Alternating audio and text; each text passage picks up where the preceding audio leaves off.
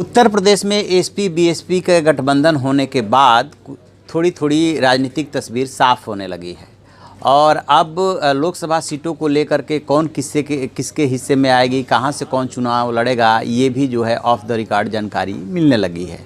अब जो खबर आ रही है उस खबर के मुताबिक खुद बसपा सुप्रीमो मायावती जो है बिजनौर में एक लोकसभा सीट है नगीना, वहाँ से उनकी चुनाव लड़ने की चर्चा है। वहाँ का क्या समीकरण है, क्यों वहाँ से मायावती चुनाव लड़ना चाहती हैं, कैसे उसको सेफ मान रही है अपने लिए, इस पे हम बात करेंगे। मैं हूँ विद्याशंकर तिवारी, इंडिया न्यूज़ के डिजिटल चैनल इन खबर के लिए। दरअसल नगीना जो है एससी के लिए सुरक्षित सीट है और ये 2008 में परिसीमन के बाद बनी है। इसके पहले जो है ये बिजनौर ही सीट थी। इसकी बताते हैं कि 50 से 60% भाग जो है पहले बिजनौर में शामिल था। तो ख़ास बात ये है कि तब जो है काशीराम जी जीवित थे जो बसपा के संस्थापक थे और मायावती जो है अपने जीवन का पहला चुनाव इसी बिजनौर से लड़ी थी जिसमें 1985 में, और वो चुनाव हार गई थी। उनको हराया था कांग्रेस के मीरा कुमार ने, जो कि लोकसभा की स्पीकर रही हैं। तब उस चुनाव में रामविलास पासवान भी खड़े थे और अब एक बार फिर से वो वहाँ बाद में वहाँ पे 1985 के बाद उन्होंने 89 में भी चुनाव लड़ा और दूसरे अटेम्प्ट में मायावती वहाँ से जीती थी। लेकिन अब ये जो सीट है वो नगीना के नाम से हो गई है और एक लंबे अरसे के बाद यानी कि 89 के बाद जो है मायावती की यहाँ से चुनाव लड़ने की चर्चा है।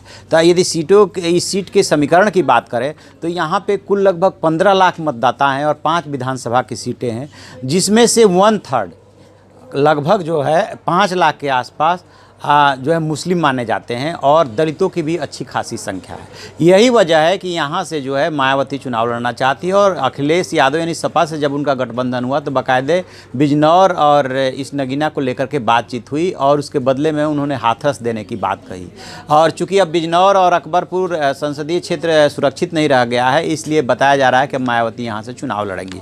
तो फिलहाल की स्थिति यहाँ पर ये है। तो इसमें से जो 5 सीटें हैं, 5 में से नजीबाबाद और नगीना और धामपुर, नूरपुर और नहटौर, ये 5 सीटें हैं। तो इन 5 सीटों में से 3 पर सपा का कब्जा है और 2 पर बीजेपी है। नूरपुर पहले बीजेपी के पास था, लेकिन बाई इलेक्शन हुआ, वहाँ से जो जीते कैंडिडेट थे उनकी एक्सीडेंट में डेथ हो गई थी, तो बाद में एसपी यहाँ से काबिज हो गई थी, एसपी के कब्जे में ये सीट आ गई थी। तो 5 में से 3 पे एसपी और 2 पे बीजेपी है। अब देखना ये है कि जो पिछला चुनाव हुआ था, पिछले चुनाव में जो है यहाँ से जो जीते थे यशवंत सिंह और उन्होंने हराया था एसपी के यशबीर सिंह को, और जो मार्जिन रहा था वो भी ठीक ठाक लगभग 1 लाख के आसपास 92,390 वोटों से उन्होंने उनको हराया था। और 2009 के इलेक्शन में भी यहाँ से जो जीते थे वो एसपी के कब्जे में ये सीट थी। यानी कि 2008 के परिसीमन के बाद 2 यहाँ पे चुनाव हुए हैं, एक बार एसपी यहाँ से जीती है और एक बार यहाँ पे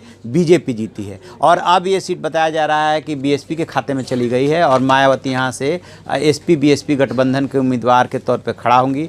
तो अब देखना ये है कि जिस बीजेपी ने 50% वोट लेने का टारगेट दिया है वो यहाँ से जो पुराने जीते हुए एमपी है यशवंत सिंह, उन्हीं को उतारती है, या 40% जो कैंडिडेट बदले जा रहे हैं उनमें उनको भी बदल दिया जाता है, क्योंकि अब मुकाबला मायावती से है।